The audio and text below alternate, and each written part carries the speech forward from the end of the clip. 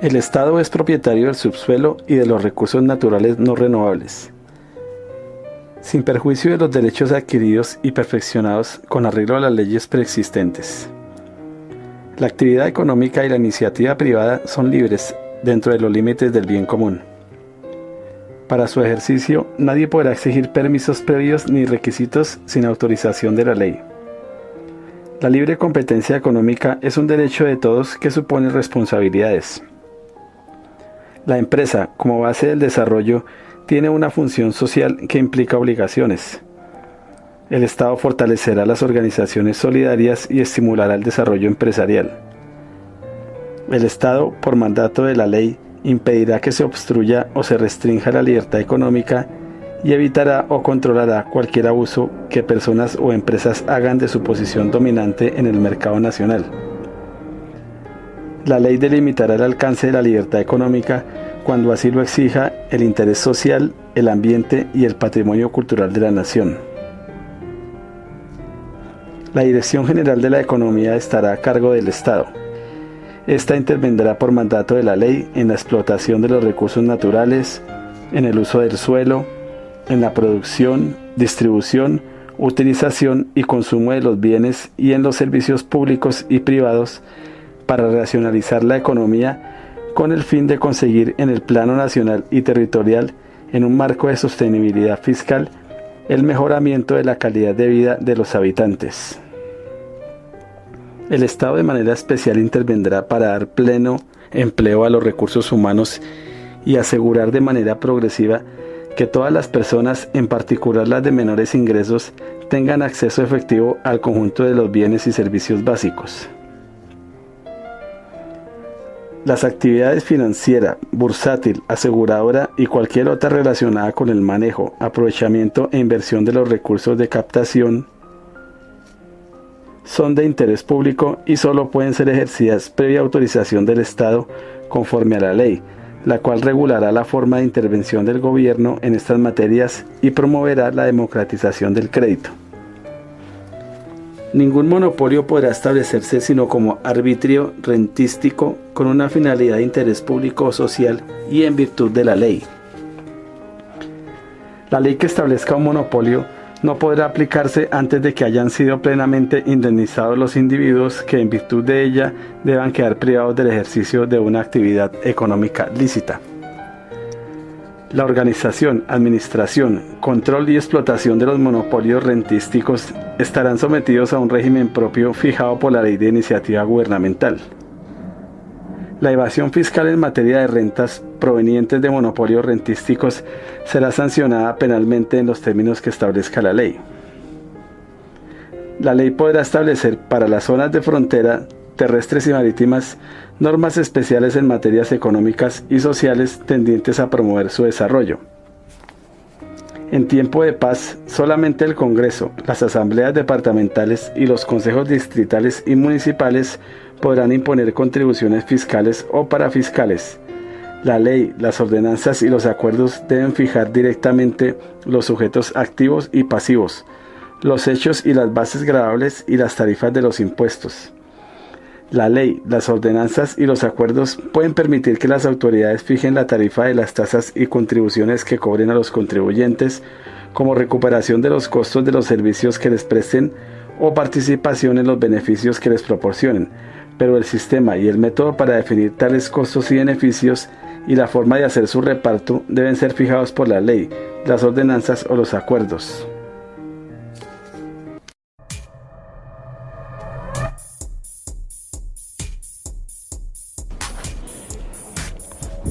Habrá un plan de desarrollo conformado por una parte general y un plan de inversiones de las entidades públicas de orden nacional.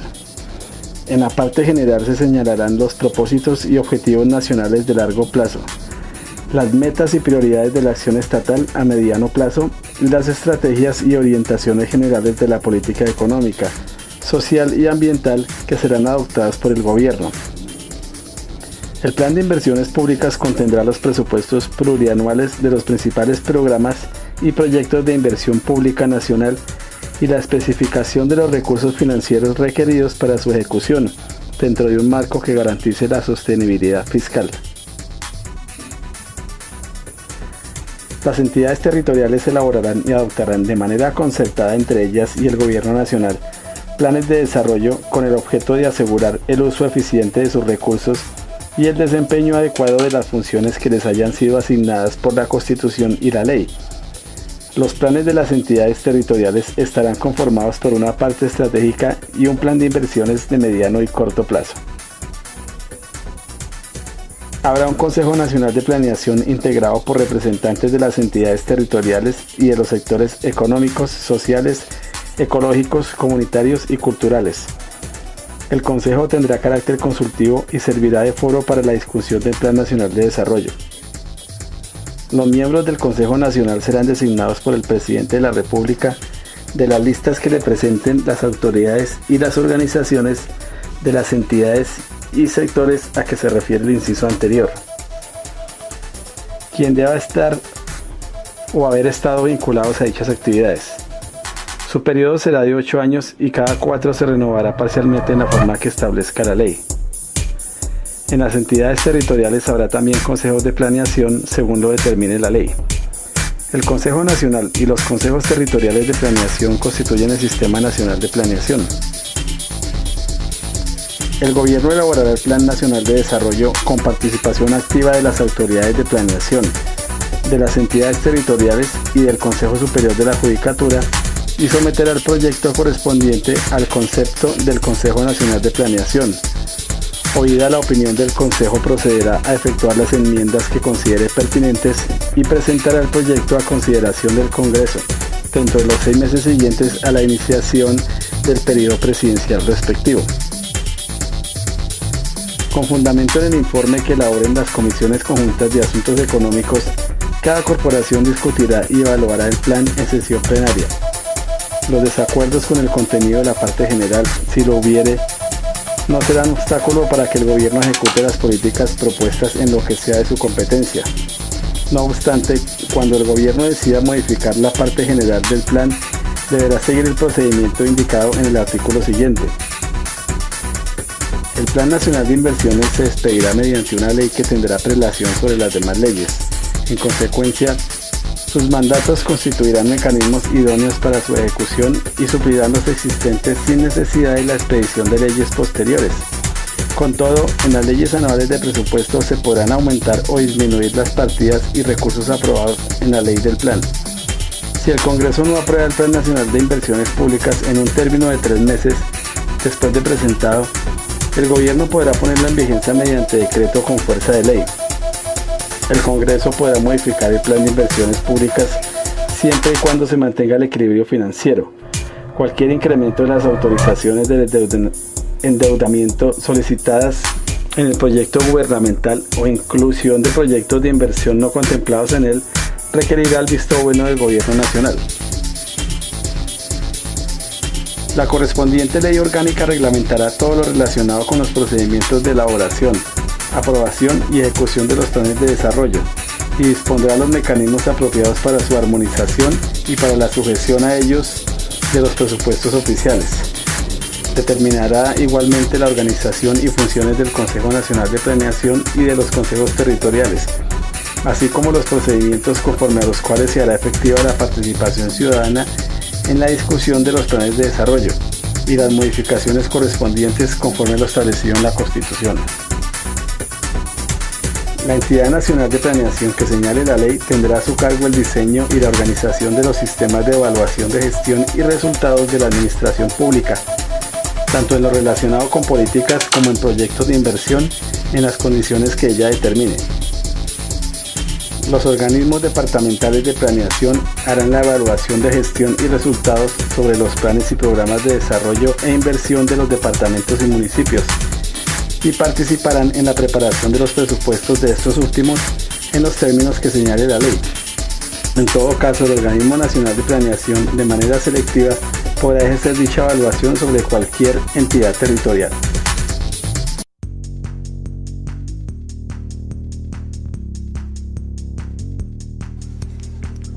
En tiempo de paz no se podrá percibir contribución o impuesto que no figure en el presupuesto de rentas, ni hacer erogación con cargo al tesoro que no se haya incluida en el de gastos. El gobierno formulará anualmente el presupuesto de rentas y la ley de apropiaciones, que será presentado al Congreso dentro de los primeros 10 días de cada legislatura. El proyecto de ley de apropiaciones deberá contener la totalidad de los gastos que el Estado pretenda realizar durante la vigencia fiscal respectiva. Si el Congreso no expidiera el presupuesto, regirá el presentado por el gobierno entre los términos del artículo precedente. Durante los 3 primeros meses de cada legislatura y estrictamente de acuerdo con las reglas de la ley orgánica, el Congreso discutirá y expedirá el presupuesto general de rentas y la ley de apropiaciones. La ley de apropiaciones deberá tener un componente denominado gasto público social que agrupará las partidas de tal naturaleza, según definición hecha por la ley orgánica respectiva. El Congreso no podrá aumentar ninguna de las partidas de presupuesto de gastos propuestas por el gobierno ni incluir una nueva, sino con la aceptación escrita del ministro del ramo. Además de lo señalado en esta Constitución, la Ley Orgánica del Presupuesto regula lo correspondiente a la programación, aprobación, modificación, ejecución de los presupuestos de la Nación. Los principios y las disposiciones establecidos en este título se aplican en lo que fuere pertinente a las entidades territoriales para la elaboración, aprobación y ejecución de su presupuesto. Habrá un contador general, funcionario de la rama ejecutiva, quien llevará la contabilidad general de la Nación y consolidará esta con la de sus entidades descentralizadas territorialmente o por servicios. 6 meses después de concluido el año fiscal, el Gobierno Nacional enviará al Congreso el balance de Hacienda auditado por la Contraloría General de la República para su conocimiento y análisis. Ninguna de las ramas u órganos del poder público podrá decretar auxilios o donaciones en favor de personas naturales o jurídicas de derecho privado. El gobierno en los niveles nacional, departamental, distrital y municipal podrá, con recursos de los respectivos presupuestos, celebrar contratos con entidades privadas sin ánimo de lucro y de reconocida idoneidad con el fin de impulsar programas de actividades de interés público acordes con el Plan Nacional y los planes seccionales de desarrollo. El Gobierno Nacional reglamentará la materia.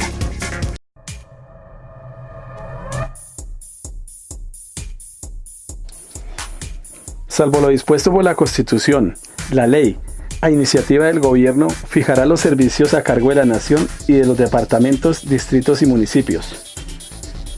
Para efecto de atender los servicios a cargo de estos y promover los recursos para financiar adecuadamente su prestación, se crea el Sistema General de Participaciones de los departamentos, distritos y municipios. Los distritos tendrán las mismas competencias que los municipios y departamentos para efectos de la distribución del Sistema General de Participaciones que establezca la ley. Los recursos del Sistema General de Participaciones de los departamentos, distritos y municipios se destinarán a la financiación de los servicios a su cargo, dándole prioridad al servicio de salud, a los servicios de educación preescolar, primaria, secundaria y media, y servicios públicos domiciliarios de agua potable y saneamiento básico, garantizando la prestación y la ampliación de coberturas con énfasis en la población pobre. Para educación, salud y agua potable y saneamiento básico, población atendida y por atender, reparto entre población urbana y rural, eficiencia administrativa y fiscal y equidad. En la distribución por entidad territorial de cada uno de los componentes del Sistema General de Participaciones, se dará prioridad a factores que favorezcan a la población pobre, en los términos que establezca la ley. Para otros sectores, población, reparto entre población y urbana y rural, eficiencia administrativa y fiscal y pobreza relativa. No se podrá descentralizar competencias sin la previa asignación de los recursos fiscales suficientes para atenderlas. Las ciudades de Buenaventura y Tumaco se organizan como distritos especiales, industriales, portuarios, biodiversos y ecoturísticos. Su régimen político, fiscal y administrativo será el que determine la Constitución y las leyes especiales que para el efecto se dicten y en lo no dispuesto en ellas las normas vigentes para los municipios. La ciudad de Popayán se organiza como distrito especial ecoturístico, histórico y universitario. Su régimen político, fiscal y administrativo será el que determine la Constitución y las leyes especiales. El Gobierno Nacional definirá una estrategia de monitoreo, seguimiento y control integral al gasto ejecutado por las entidades territoriales con recursos del Sistema General de Participaciones, para asegurar el cumplimiento de metas de cobertura y calidad. Para dar aplicación y cumplimiento a lo dispuesto en el inciso anterior, el Gobierno Nacional, en un término no mayor a 6 meses contados a partir de la expedición del presente acto legislativo, regulará, entre otros aspectos, lo pertinente para definir los eventos en los cuales está en riesgo la prestación adecuada de los servicios a cargo de las entidades territoriales, las medidas que pueda adoptar para evitar tal situación y la determinación efectiva de los correctivos necesarios a que haya lugar. El Sistema General de Participaciones de los departamentos, distritos y municipios se incrementará anualmente en un porcentaje igual al promedio de la variación porcentual que haya tenido los ingresos corrientes de la Nación durante los 4 años anteriores, incluido el correspondiente al aforo del presupuesto en ejecución. El monto del Sistema General de Participaciones de los departamentos, distritos y municipios se incrementará tomando como base el monto líquido en la vigencia anterior. Para los efectos contemplados, entiéndese por ingresos corrientes los constituidos por los ingresos tributarios y no tributarios, con excepción de los recursos de capital. No habrá rentas nacionales de destinación específica, se exceptúan las participaciones previstas en la Constitución en favor de los departamentos, distritos y municipios, las destinadas para inversión social. La ley determinará las condiciones para la explotación de los recursos naturales no renovables, así como los derechos de las entidades territoriales sobre los mismos. Con los ingresos provenientes de las regalías que no sean asignados a los departamentos y municipios, se creará un Fondo Nacional de Regalías cuyos recursos se destinarán a las entidades territoriales en los términos que señale la ley. Los bienes y rentas tributarias o no tributarias o provenientes de la explotación de monopolios de las entidades territoriales son de su propiedad exclusiva y gozan de las mismas garantías que la propiedad y renta de los particulares. El sistema tributario se funda en los principios de equidad, eficiencia y progresividad. Las leyes tributarias no se aplicarán con retroactividad. El endeudamiento interno y externo de la nación y de las entidades territoriales no podrá exceder su capacidad de pago. La ley regulará la materia.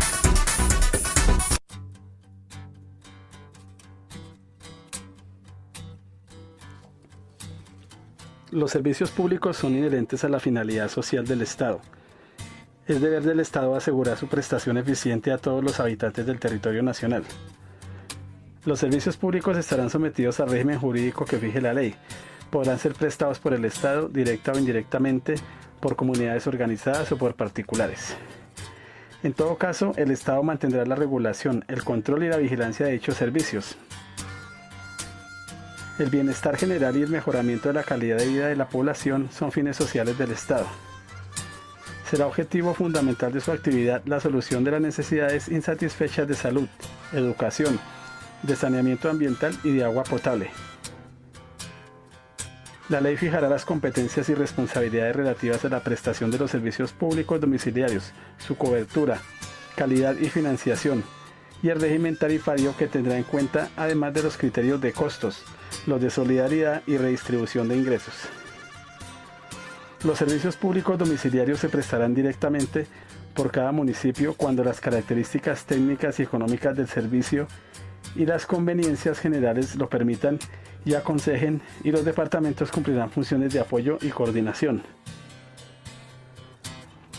La Nación, los departamentos, los distritos, los municipios y las entidades descentralizadas podrán conceder subsidios en sus respectivos presupuestos para que las personas de menores ingresos puedan pagar las tarifas de los servicios públicos domiciliarios que cubran sus necesidades básicas. La ley determinará los deberes y derechos de los usuarios, el régimen de su protección y sus formas de participación en la gestión y fiscalización de las empresas estatales que presten el servicio. Igualmente definirá la participación de los municipios o de sus representantes en las entidades y empresas que les presten servicios públicos domiciliarios. Corresponde al presidente de la República señalar con sujeción a la ley las políticas generales de administración y control de eficiencia de los servicios públicos domiciliarios y ejercer por medio de la Superintendencia de Servicios Públicos Domiciliarios el control, la inspección y vigilancia de las entidades que los presten.